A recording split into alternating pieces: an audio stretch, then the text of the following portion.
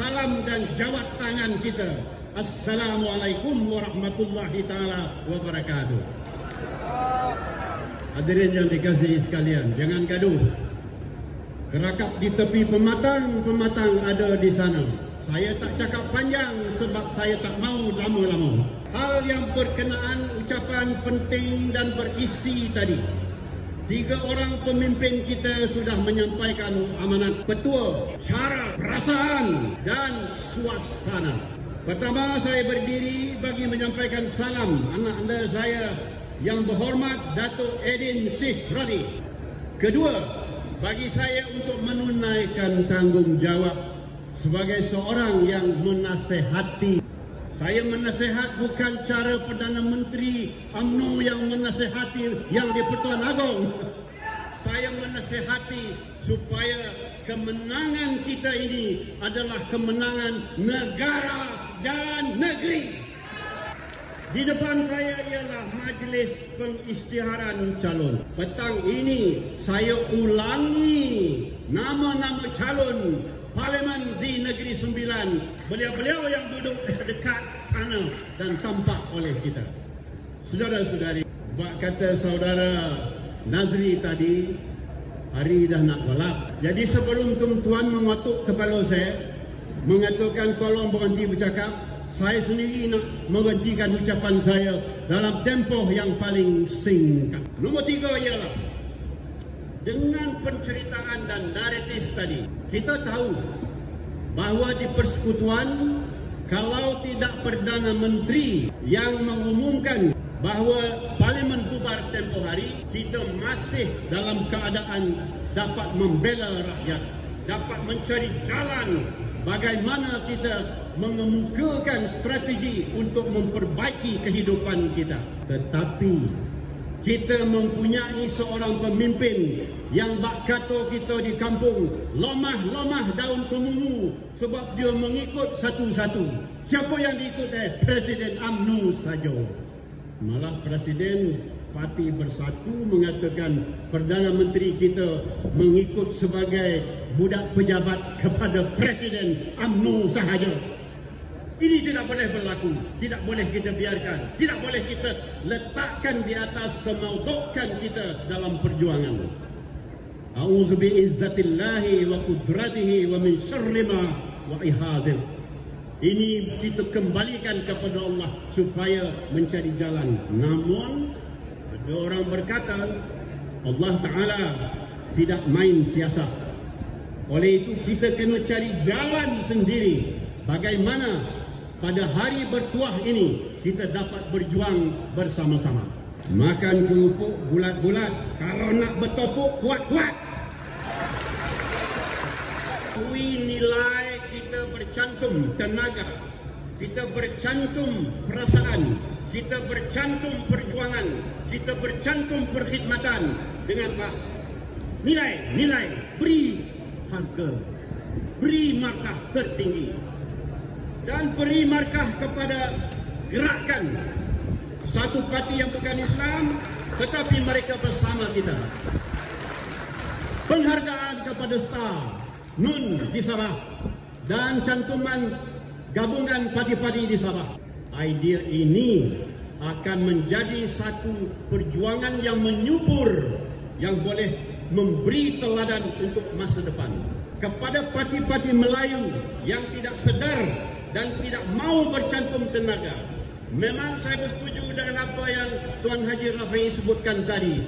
Mereka takut bayang-bayang sebab satu kaki sudah masuk Sungai Buloh. Ini sebab mereka mau mengadakan pilihan raya dengan segera. Jangan saya ulas lagi tentang itu.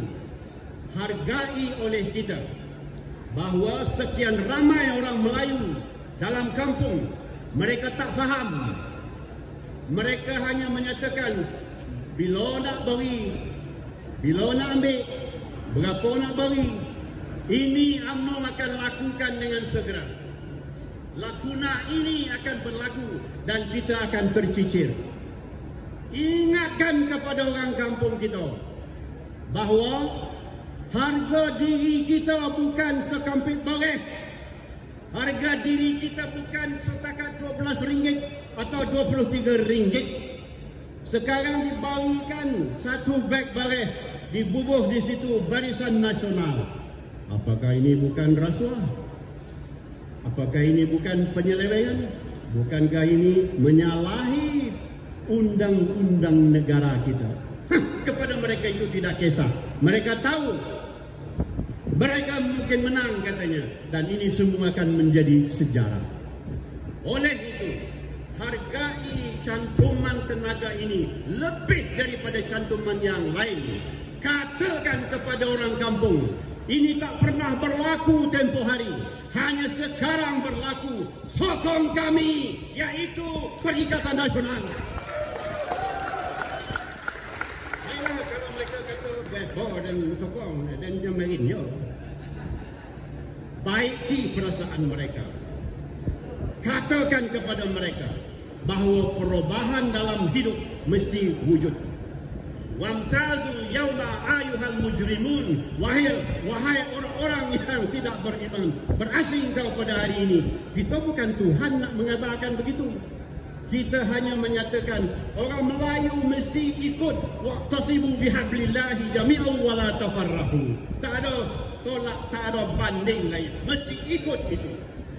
Satu lagi ialah kita berjuang ni, kita nak ambil balik Putrajaya seperti yang disebutkan tadi. Dan calon kita ialah Mahyudin Yassin, Tan Sri Mahyudin. Sebab kita dah tahu, baik Abah kita tahu, baik Mak Tiah kita tahu apa beliau sudah buat menerusi 8 program anti kemiskinan, apa yang beliau buat tentang budi untuk berjuang bersama-sama. Tetapi semua yang saya sebut ni, semua yang disebut oleh adik-adik saya sebentar tadi, bergantung kepada PDM.